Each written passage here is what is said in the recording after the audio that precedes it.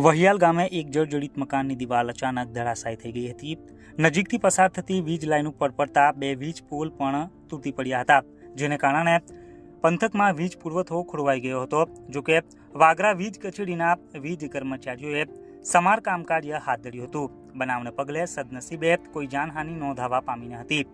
સમગ્ર બનાવ અંગે મળેલી માહિતી પ્રમાણે વાગરા તાલુકાના વહિયાલ ગામના બ્રાહ્મણ ફળિયા વિસ્તારમાં ગતરોજ સાંજના સમયે રોડની અડીને આવેલ એક વર્ષો જૂનું અને જર્જરિત મકાનની દિવાલ અચાનક ધરાશાયી થઈ ગઈ હતી, જેને કારણે નજીકમાંથી પસાર થતી વીજ લાઇનના બે વીજ પોલ પણ તૂટી પડતા એક સમયે અફડાતફડી મચી ગઈ હતી.